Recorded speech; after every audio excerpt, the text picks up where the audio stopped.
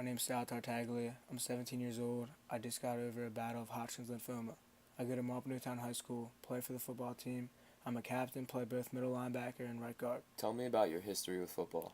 My history of football has been a pretty long run. I started in third grade, played from third grade to fifth grade, played for MJT. It was a great experience. And then as I got older, from fifth to eighth grade, I played for St. Pius, my parish. I went from playing offensive line to linebacker and running back. And then now I'm currently at Marple Newtown High School. Started there as a fullback linebacker. And then as I got older, changed back to guard, but I'm still playing linebacker. Why is football important to you? Football's important to me because over the years I learned that it's not just like a sport. It actually has a lot to do with like your life situations, and you learn more than just how to play the game of football. It teaches you a lot of life lessons and just has a very big impact on your life if you take it very seriously. Describe more what it means to you, your feelings, what it does for you, and if you couldn't play anymore, how would you feel?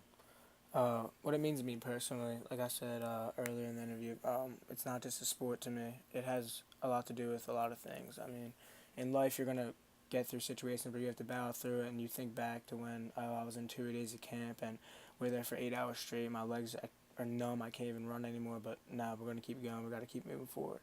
It gives you that like sense of character as well. I mean, it just teaches you how to get through tough situations. Describe the feeling knowing you're about to go head to head with cancer. It's definitely something that I never really experienced before. It's definitely like crazy compared to anything else you've ever like experienced, because it's a life-threatening disease, and a lot of people go through it in the worst ways and just ended up dying, or whatever happens to you, it happens. But I've seen like a lot of family members go through this disease, and I know that it can beat you down if you're not prepared for it. And so right going into it, I was just trying to be as positive as possible, and just hoping and praying and just doing myself just to make sure that this thing doesn't take over my life and doesn't kill me.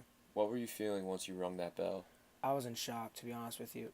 This whole situation just happened so fast, and just like, I don't know, I feel like in a blink of an eye I was done. And like at first it didn't hit me. I was like, all right, so what's the big deal, blah blah blah. Then on the car ride home, I was just like, wow, like I beat this like deadly disease. Like I did that. Like I didn't let it beat me down. Like I'm done. I don't have to go down to the hospital every day, like getting treatment. And it just took a lot of stress off my shoulders and just made me happy. How'd you feel at halftime of your first game? It was crazy, man.